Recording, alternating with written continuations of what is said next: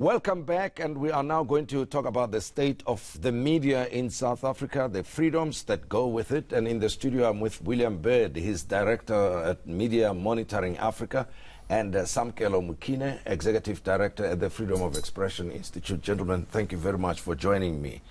And thanks for agreeing to be on the show because, you know, in most recent times, recent weeks, we have seen an ongoing fight and criticism leveled at the media by politicians, to the extent that the South African National Editors Forum had to take the EFF to the courts. And it's something that has not happened in a while. And William Bird, let me start with you. What is your reading of the fact that SANEF took EFF to court around criticisms and attacks on individual journalists?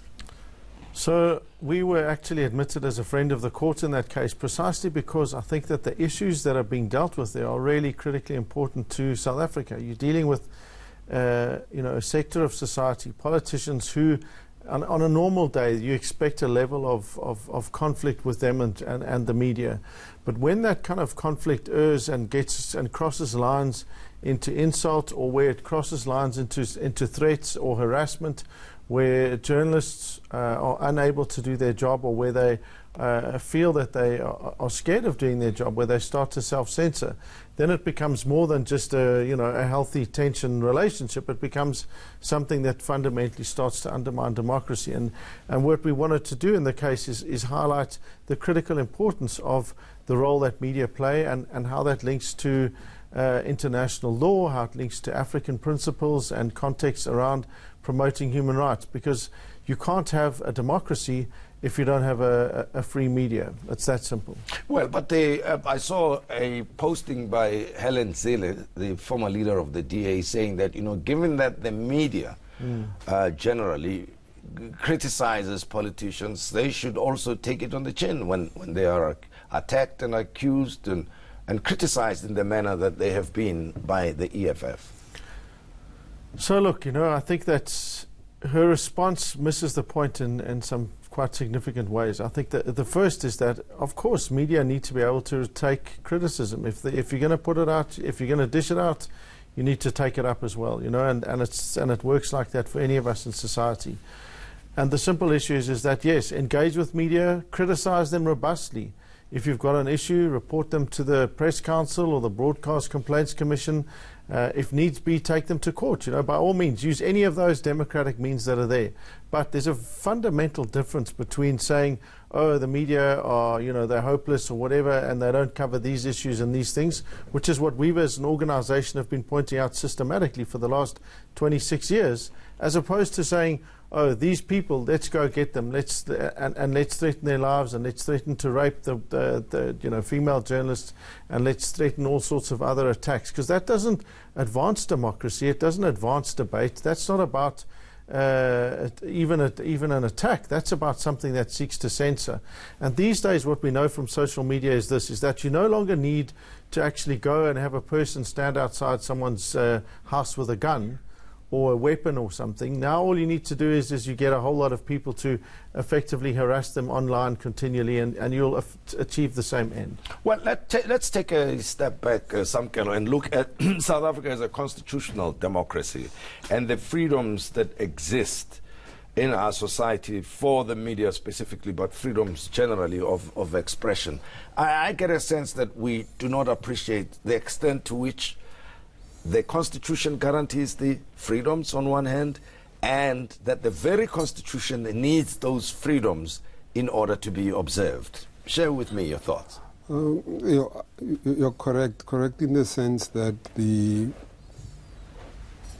society and politicians saw it sufficiently important for certain freedoms not just to be said to be freedoms, but to be specifically protected within the constitutional framework. So the freedoms that we enjoy, freedom of expression, for instance, which is very fundamental to democracy, are freedoms that are absolutely necessary, and the mere fact that you enjoy that carries with it some responsibilities, and that's the reason why, even in the Constitution, there will be a section or a part within Section 16 that says you may exercise your freedom of expression, except if you start advocating the use of violence and similar sentiments. So the Constitution is quite vital in maintaining our democracy, and for people that are constantly trying to chip away at these constitutional values, it's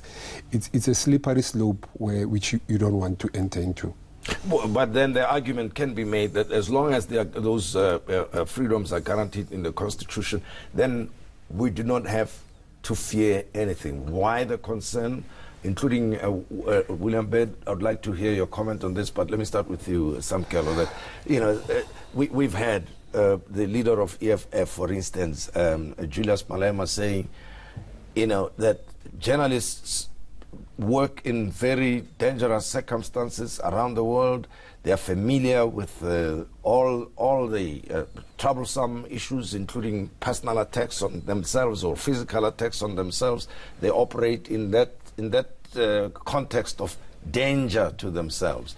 That statements made from the back of a truck should not threaten them. But you say we're going down a slippery slope. What do you mean by that? There must be a distinction between criticism of the media, which we've always had as far as this country is concerned, and when you start crossing lines in the sand. Once you start, even the journalists themselves, whatever you say or whatever you do, whether you're going to post their personal details on the internet or what have you, when they themselves start feeling threatened, you can imagine if a person personally says, I want this person, or this person needs to be raped, or whatever have you. We stay in a country with a very high level of rape, and just the mention of that and the possibility that it can happen to a journalist who probably travels alone, going back home and going to cover certain events. It's quite scary. It's not just a thing of a person that's... It's not an empty threat. Yeah, it's not an empty threat whereby you are theorizing about fear. It's actual fear. Otherwise, in our opinion, I don't think SANEF and the journalists concerned would have taken the steps that they had taken. And one of the issues is that actually we as an organization were quite worried in the run-up to the elections because of some of the rhetoric and the threats that were coming up. And it's a concern that we outlined about how self-censorship of journalists would occur, whereby if a person needed to go cover an EFF rally, for instance, if you had been mentioned and people said your head must be cut off, would you feel comfortable in going? Even if you are a man, with a couple of men or bodyguards around you, would you go to a rally with thousands of people where people had already said this is an enemy of the party? Well, but, you know, the counter-argument to that has been made is that the very media, the journalists, SANEF included, did not say anything when Julius Malema called a British journalist, said he was chacharach, and kicked him out of a press conference. They did not walk out with him at that time. They just continued. And they say, you know, if you allowed it that time, then you must live with it, because you sort of encouraged it in a way. Yeah, look, I think that the journalists in that particular instance were wrong not to have actually all stood up and left the room and showed solidarity with that journalist, not because of which media house he represented, whether he had been for ANN7 or for the BBC or SABC. It shouldn't matter, actually, for the simple reason that, you know, the thing of a constitutional democracy is that it is about engaged debate, discussion that advances people through reasoned argument, etc., and through participatory democracy. It's not about who can dish out the biggest threat and in order to get their way. That's the past. That's how we used to operate. That was the apartheid model. The apartheid model was violence and threats of violence against the media and direct actual violence in order to get their way. That's not democratic. That's a dictatorship or an authoritarian regime or a fascist regime, whatever you like to call it. Similarly, I don't think anyone should be going around and threatening the lives of our politicians or our commentators or anything like that. So it's not as though this is something that is unique just to this particular group of people. But what is special about journalists is the fact that they have to report on things that very often people don't want exposed on a regular and ongoing basis. KPMG didn't want their dirty laundry exposed, SAPS didn't want their SAP didn't want their dirty laundry exposed. Steinhoff certainly didn't want their dirty laundry exposed. And there were various attempts. As in fact, if you look back at the Marikana thing, had it not been for the media, the real events of what happened at Marikana may not have been exposed, and that was because journalists went against what the dominant narrative was, and they told what had actually happened there around the police services, and that takes extreme bravery and it places them at extreme risk. And well, the other argument that's been put forward is that the media or some journalists have taken ideological positions and are pro certain parties and against certain parties, and to the extent that they're being accused of being factionalist, of supporting specific groups within political organizations, Samkelo, and that is the argument that's been put forward, that if you are going to be stand in opposition to us, you must expect robust opposition from ourselves. Yeah. But that must really be tackled on the facts. It shouldn't be that an allegation that you are anti this or pro that be a license for you to be attacked willy-nilly.